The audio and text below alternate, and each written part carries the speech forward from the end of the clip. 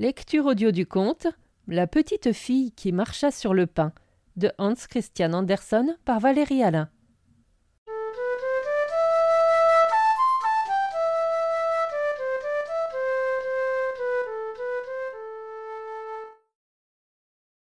Vous avez bien entendu parler de la petite fille qui marcha sur le pain pour ne pas salir ses souliers et qui s'en est si mal trouvée? L'histoire a été écrite et imprimée. C'était une enfant pauvre, fière et orgueilleuse. Il y avait en elle une mauvaise graine, comme on dit. Tout enfant, c'était pour elle un plaisir d'attraper les mouches, d'en détacher les ailes et d'en faire un animal rampant. Elle prenait le hanneton et le bousier, perçait chacun d'une aiguille, puis mettait près de leurs pattes une feuille verte ou un petit bout de papier, et la pauvre bête s'y attachait solidement, le tournait et retournait pour se dégager de l'aiguille. Voilà le hanneton qui lit, disait la petite Inger. Voyez comme il tourne la page. En grandissant, elle devint plutôt pire que meilleure, mais elle était jolie, et ce fut son malheur, sans quoi elle aurait été giflée autrement qu'elle ne le fut. Il faudra forte lessive pour laver pareille tête, disait sa pauvre mère. Enfant, tu as souvent piétiné mon tablier. J'ai peur que souvent, plus tard, tu ne me piétines le cœur. Et c'est bien ce qu'elle fit. Elle s'en alla en service à la campagne chez des gens distingués qui la traitèrent comme s'il eût été leur propre enfant, et elle fut habillée en conséquence. Elle avait bel air, et son orgueil s'accrut. Elle était partie depuis 1 an, quand ses patrons lui dirent: Tu devrais bien aller voir tes parents, petite Inger. Elle y alla bien, mais pour se montrer. On verrait comment elle était devenue élégante. Et arrivée à l'entrée du village, lorsqu'elle vit les jeunes gens et les jeunes filles bavarder près de la mare, comme sa mère était justement assise là sur une pierre à se reposer avec du fagot qu'elle avait ramassé dans la forêt, Inger s'en retourna. Elle avait honte, elle qui était si élégante, d'avoir une mère aussi déguenillée qui ramassait des bouts de bois.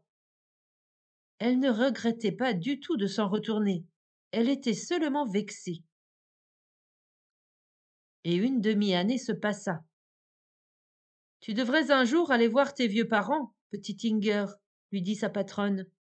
Voilà un gros pain de froment que tu peux leur porter. Ça leur fera plaisir de te voir. Et Inger mit ce qu'elle avait de mieux, et ses souliers neufs. Elle leva sa robe et marcha avec précaution, afin d'avoir ses pieds bien propres.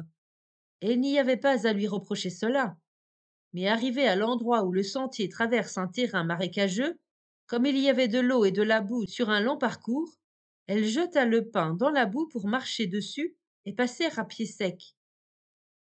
Au moment où elle avait un pied sur le pain et levait l'autre, le pain s'enfonça de plus en plus profondément avec elle, et elle disparut complètement. On ne vit plus rien qu'un étang noir couvert de bulles. Voilà l'histoire. Qu'est-elle devenue? Elle est descendue chez la femme du marais qui brasse de la bière. La femme du marais est la tante des filles elfes, qui sont bien connues. On a écrit des chansons sur elles, et on les a peintes.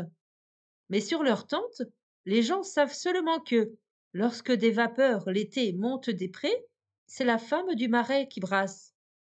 C'est dans sa brasserie que s'était enfoncé Inger, et c'est un endroit où l'on ne peut pas tenir longtemps.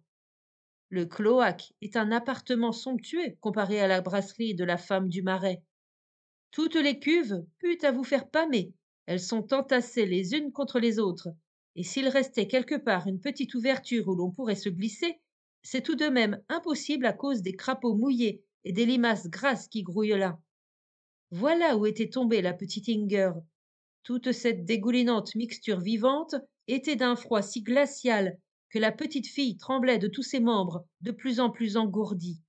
Elle était fortement attachée au pain qui l'attirait, de même qu'un bouton d'ambre attire un brin de paille.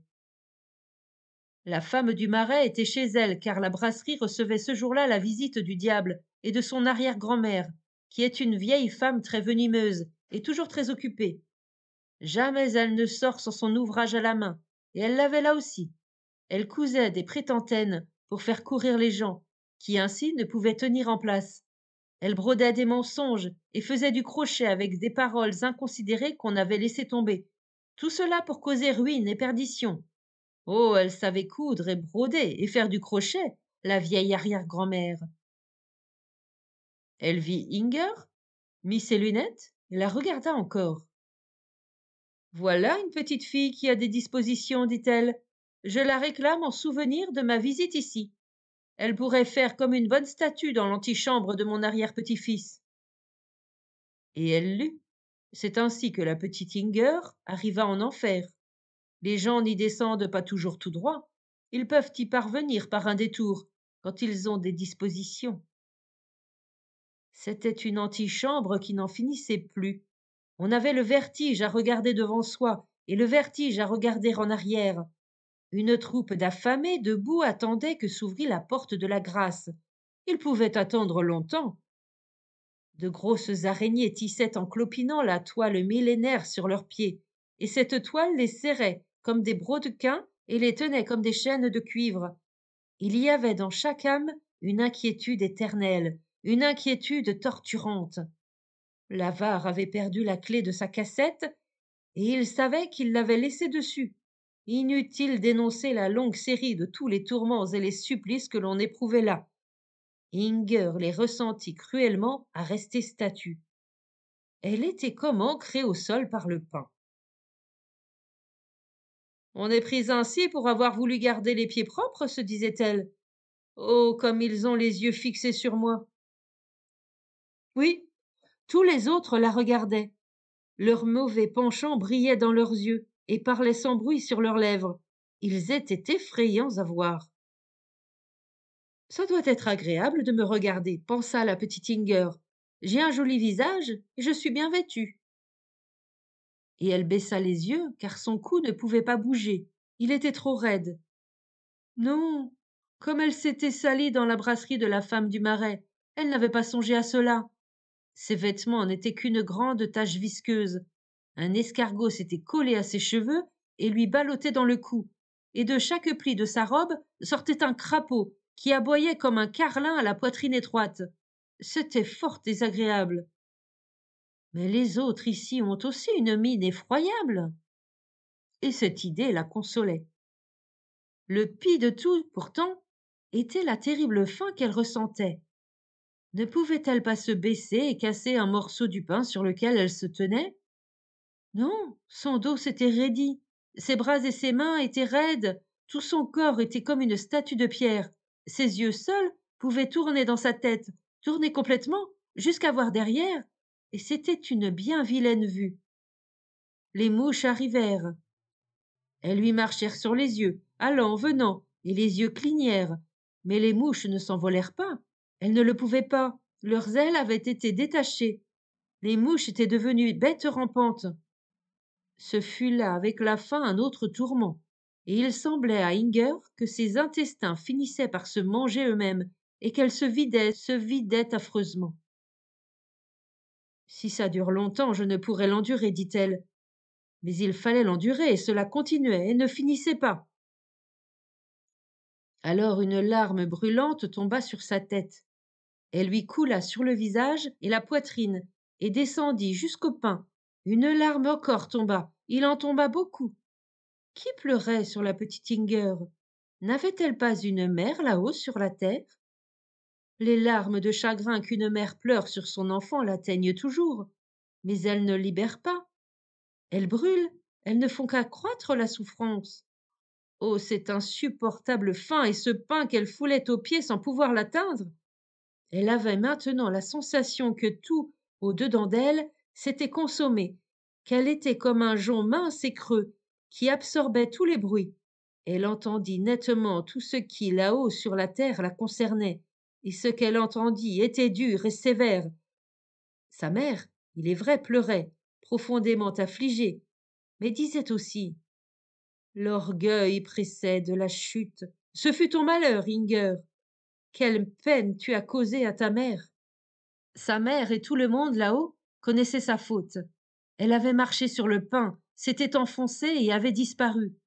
Le vacher l'avait raconté, il l'avait vu lui-même du coteau.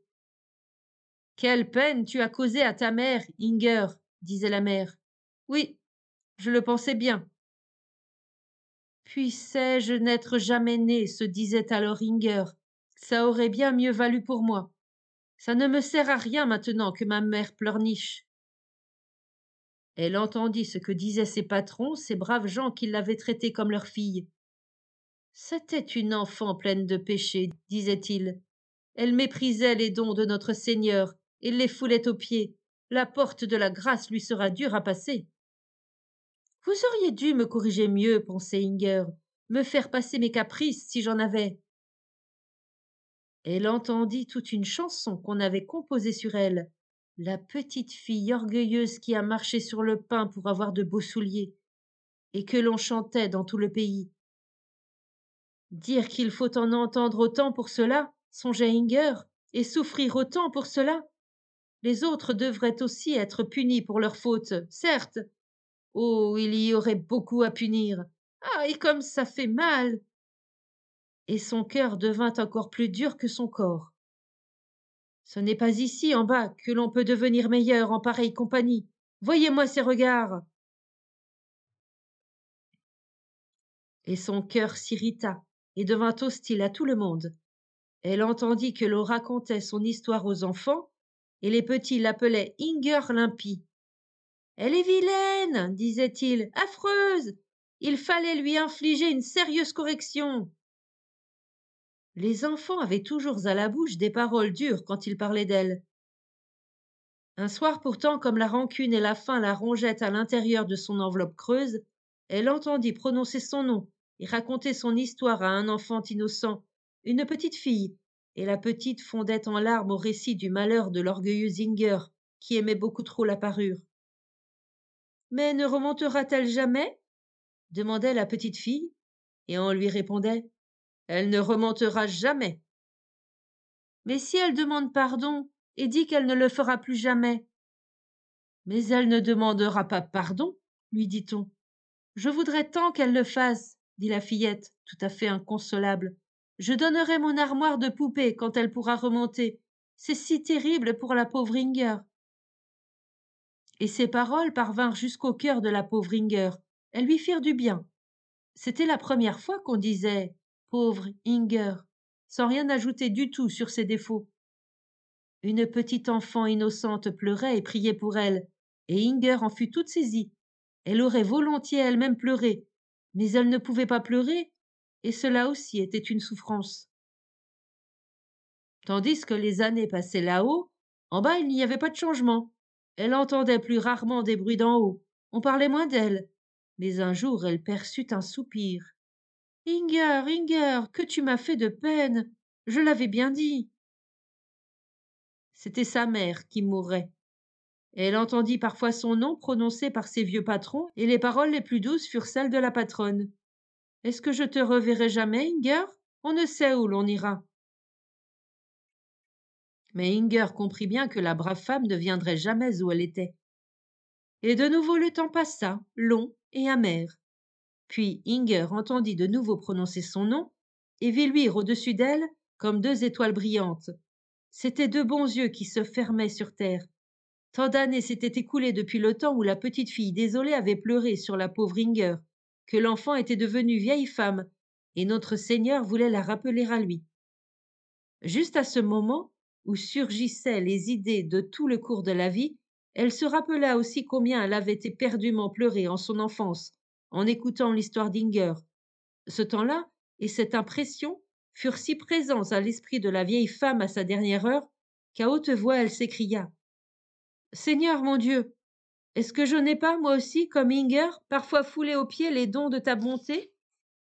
Sans y penser, n'ai-je pas été orgueilleuse en mon cœur, mais dans ta grâce tu ne m'as pas fait engloutir, tu m'as gardé en haut, ne m'abandonne pas à mon dernier moment. » Et les yeux de la vieille se fermèrent, et les yeux de l'âme s'ouvrirent sur le monde caché, et comme Inger était si vivante dans ses dernières pensées, la pieuse femme la vit combien bas elle avait été entraînée, et à cette vue fondit en larmes. Elle restait dans le royaume du ciel, tel qu'en son enfance, et pleurait pour la pauvre Inger. Ses larmes et les prières retentirent comme un écho dans l'enveloppe creuse qui gardait prisonnière l'âme torturée, et celle-ci fut accablée par toute cette charité d'en haut qu'elle n'aurait jamais imaginées. Un ange de Dieu pleurait sur elle. Pourquoi cela lui était-il accordé? L'âme tourmentée repassa dans son souvenir tous les actes de sa vie terrestre et frémit tout en versant des larmes que jamais Inger n'avait pu pleurer. Elle s'affligeait profondément sur elle-même. Il lui semblait que jamais la porte de la grâce ne pourrait s'ouvrir sur elle, et au moment même où, dans sa contrition, elle sentait cela, un rayon descendit, éclairant jusqu'au gouffre de l'abîme. Ce rayon arrivait plus fort que le rayon de soleil qui dégèle l'homme de neige dressé dans la cour par les enfants.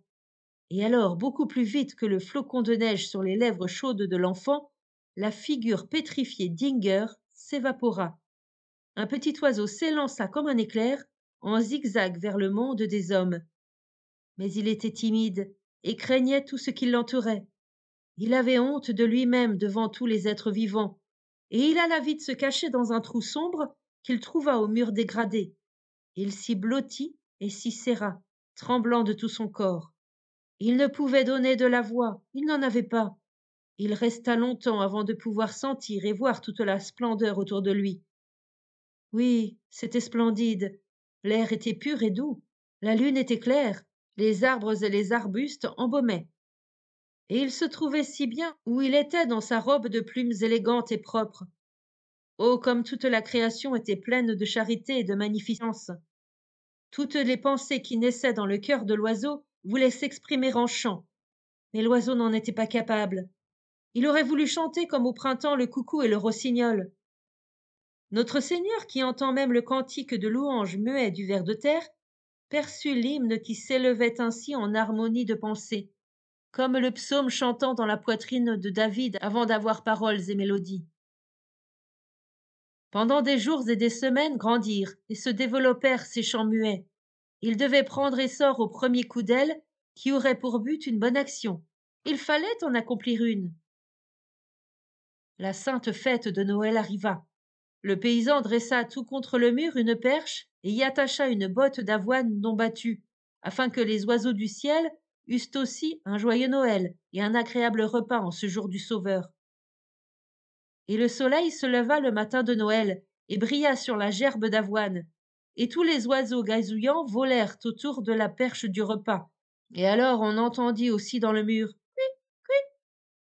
La pensée s'épanouissait en chant. Le faible piaulement était tout un hymne de joie. La pensée d'une bonne action s'était éveillée. L'oiseau s'envola de sa cachette. Au royaume du ciel, on savait bien quel oiseau c'était. L'hiver se mit sérieusement à la besogne. Les eaux étaient gelées profondément, les oiseaux et les animaux de la forêt avaient grand-peine à se nourrir.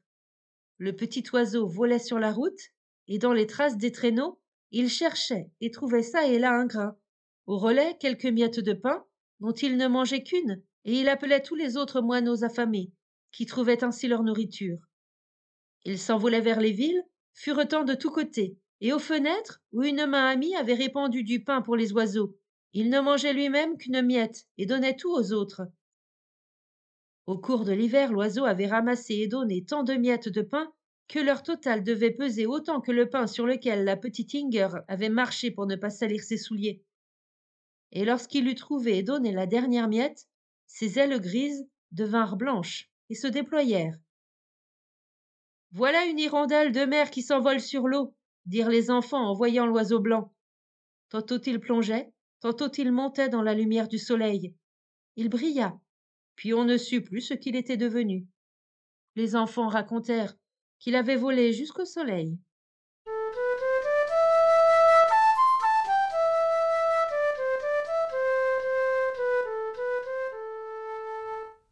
Fin de la lecture du conte La petite fille qui marcha sur le pain. Merci de votre écoute. Je vous rends vos oreilles, cœur avec les doigts,